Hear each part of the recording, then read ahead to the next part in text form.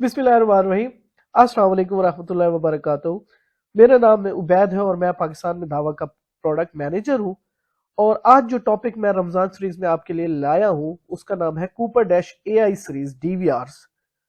क्या मॉडल्स हैं इसके अंदर, क्या क्या फंक्शंस फीचर्स हैं, कितनी रेजोल्यूशन सपोर्टेड होती है और क्या क्या ये कर सकते हैं। ठीक है, तो सबसे पहले कूपर डैश एआई सीरीज क्यों रिलीज की पाकिस्तान में हमने, तो इसका आंसर बिल्कुल सीधा सा है, जिसमें हम चाहते थे कि हर इंस्टॉलर हर एंड यूजर की अप्रोच में हम एआई प्रोडक्ट्स दे दें। ठीक है, क्योंकि we think that AI is for everyone, because everybody needs AI.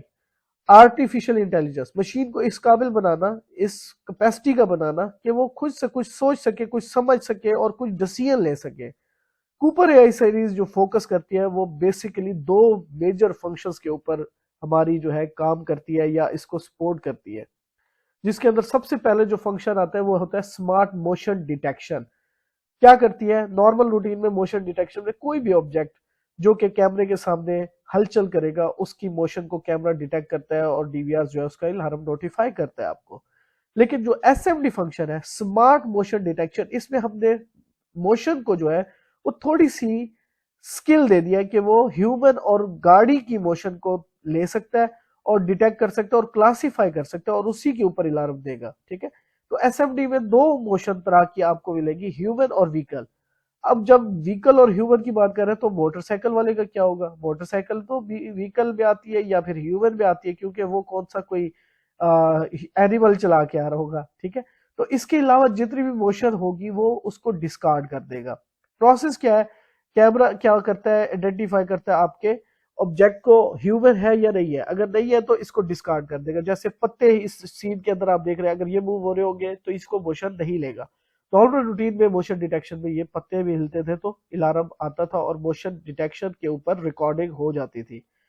अब क्या होगा कि ये जैसे ही आप इसके ऊपर इनेबल करते हैं ह्यूमन या व्हीकल, तो तब जब इसके सामने ह्यूमन या व्हीकल आएगा कैमरे के सामने तो डीवीआर इसका नोटिफिकेशन जनरेट करेगा, आपके डीवीआर पे भी जो है ये अलार्म भेजेगा और मोबाइल नोटिफिकेशन पे चैनल के साथ इसकी डिटेल मोशन की भेजेगा कि ये मोशन डिटेक्शन हुई है और किस ऑब्जेक्ट की वजह से हुई है। ये रियल टाइम नोटिफिकेशन में आपको पिक्चर प्लस वीडियो भेज सकता है। ठीक है, उसके बाद जब आप प्लेबैक में जाएंगे तो प्लेबैक में आपको ह्यूमन और व्हीकल का फिल्टर दिया होगा, तो आप सारे दिन के ह्यूमन की या फिर मोशन जो कि कॉज्ड बाय व्हीकल हुई है उसमें से आइडेंटिफाई कर सकते हैं, क्लासिफाई कर सकते हैं और क्विकली टारगेट को सर्च कर सकते हैं। तो ये एक सबसे इंपॉर्टेंट पार्ट है जो कि हमारे कूपर डैश आई डीवीआरस में, तमाम डीवीआरस में एसएमडी का फंक्शन अवेलेबल है और बाय डिफॉल्ट हमने अब इनेबल कर दिया है। ठीक है, और ये सारे चैनल्स पे होता है अब अवेलेबल। तो कुछ हाइलाइट्स जो मैंने अभी बताई है उसके मुताबिक अगर देखा जाए तो accurate alarm for human and vehicle, जो कि मोशन के ऊपर आइडेंटिफाई क्लासिफाई करके देता है आपको।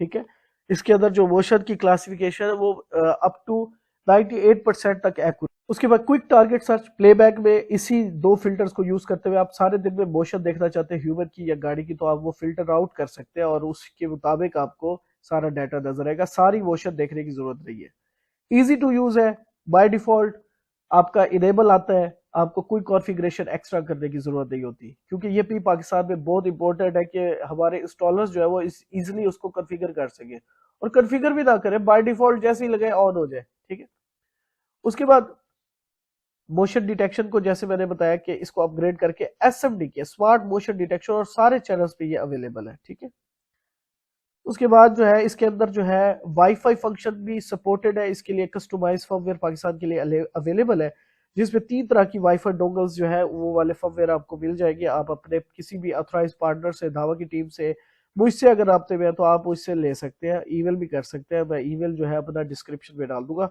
आप वहां पर देख सकते हैं। ठीक है, उस पर भेज सकते हैं और मैं आपको वो फर्मवेयर भेज दूंगा। ठीक है, टेंडा U3 TP लिंक 725 W725N और RT 777 चाइनीज डोगल जो है, ये 3 डोगल्स जो है इस वक्त सपोर्टेड है और तीनों का अलग अलग फर्मवेयर है, आपको जो चाहिए होगा वही मिलेगा। ठीक है, उसके बाद जो है इसके अंदर जो है कुछ डीवीआरस में जो है, क्योंकि ट्योक कैमरास भी अब अवेलेबल है, तो जो हमारा 5 मेगापिक्सल वाला कूपर सीरीज का डीवीआर है, मैं मॉडल आगे बताऊंगा, और उसके अंदर जो है आप अपनी मर्जी की वहां से कस्टमाइज अलार्म भी, आप जो है कस्टमाइज ऑडियो जो है वो अलार्म के लिए सेट कर सकते हैं और DMSS के थ्रू जो है इसके ऊपर अपलोड कर सकते हैं आप, तो ये भी इसके अंदर सपोर्टेड है। ठीक है, आगे चलते हैं। इसके अंदर जो दूसरा फंक्शन रखा गया वो है AI कोडिंग। अब AI कोडिंग क्या, हम तो फेमिलियर थे H264 और H265 से। तो AI कोडिंग मेरे भाई क्या करता है कि जब हमने एनालिसिस करना शुरू कर दिया या क्लासिफिकेशन शुरू कर दी ह्यूमन और व्हीकल की, तो मुझे पता चल गया कि जो ह्यूमन और व्हीकल है वो मेरे पॉइंट ऑफ इंटरेस्ट है, तो मैं इसको बैंडविड्थ ज्यादा दूं, और जो बाकी सीन में चीजें स्टेटिक है या चेंज नहीं हो रही, जैसे कि रोड है, बल्ब है, बल्ब के दीवारें हैं, तो आपको नहीं चाहिए कि पूरी बैंडविड्थ का आपको इसको रिकॉर्ड करें। ठीक है, तो अब जो है आपके पास AI कोडिंग का फंक्शन ये करता है कि ह्यूमन और व्हीकल को ये पूरी बैंडविड्थ देगा, 80% बैंडविड्थ जो आपने सेट की होगी वो इसको दे देगा। जैसे कोई ह्यूमन आएगा तो उसको 80% बैंडविड्थ देगा, जो यानी 2 MB अगर सिलेक्ट है तो 2 MB का 80% रिजर्व होगा ह्यूमन या गाड़ी के लिए। और जब हम स्पेसिफिक ऑब्जेक्ट के लिए बैंडविड्थ असाइन कर देते हैं तो इसका मतलब है कि आप बैंडविड्थ बहुत ज्यादा बचा भी रहे हैं, क्योंकि हर वक्त मोशन नहीं होगी।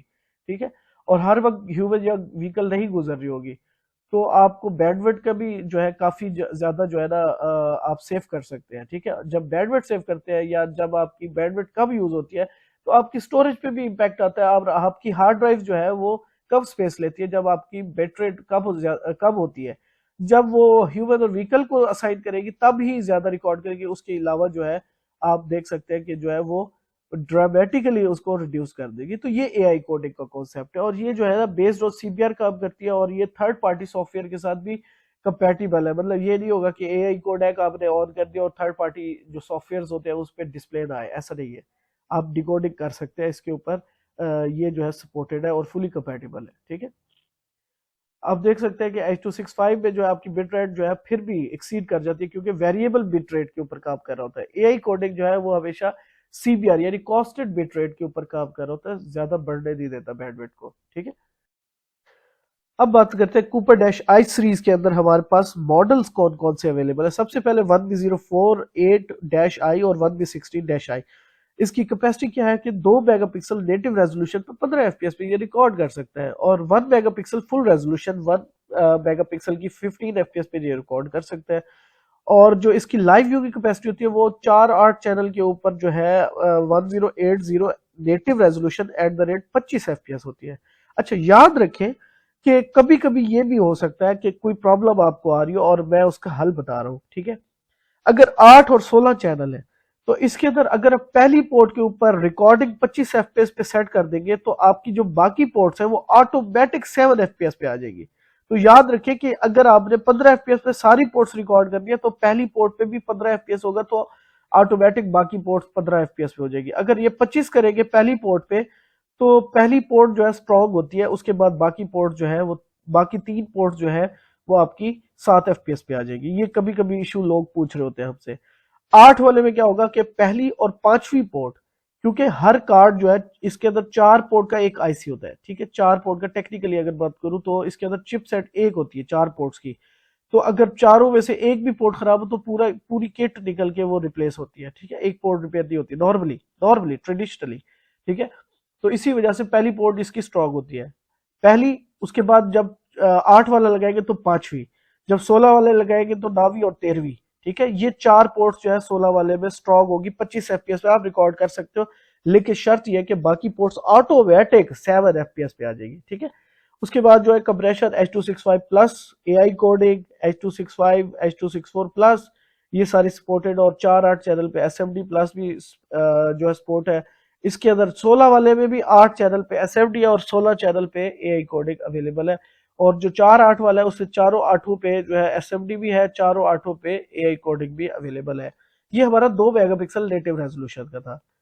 उसके बाद एक नई सीरीज आई है पाकिस्तान में जो कि आ गई हुई है, वो है 5 मेगापिक्सल कूपर DVR। इसके अंदर क्या है कि जो है 1B0H मॉडल होगा डैश आई या 1B08H डैश आई। ये क्या कर सकते हैं, 4 मेगापिक्सल से 5 मेगापिक्सल 10 FPS पे ये रिकॉर्ड कर सकता है।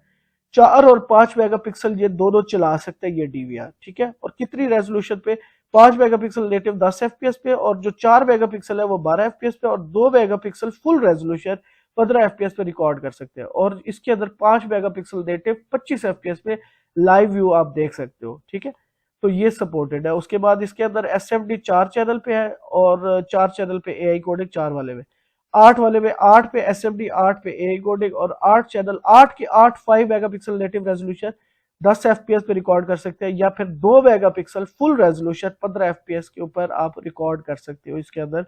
ये इसकी कैपेसिटी है। ठीक है, थैंक यू सो मच। उम्मीद करता हूँ कि आप रमजान की बरकतों के साथ ये सीख भी रहे होंगे और उम्मीद करता हूँ कि आपकी नॉलेज में इजाफा हो रहा होगा।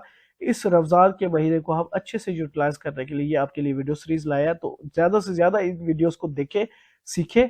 और आप जो है ये वीडियोस हमारी अब पार्टनर ऐप के अंदर भी देख सकते हैं। पार्टनर ऐप के अंदर इसको लाइक शेयर भी कर सकते हैं आप। और यूट्यूब पे अगर कोई आपका सवाल है इस सीरीज से रिलेटेड, आज की वीडियो से रिलेटेड, कमेंट बॉक्स में जाए और कमेंट बॉक्स में अपना सवाल लिखिए और मैं कोशिश करूंगा कि एज सुन एज पॉसिबल इसका जवाब दें। Thank you so much. Next video तक के लिए इजाजत। अल्लाह हाफिज, टेक केयर, गुड नाइट।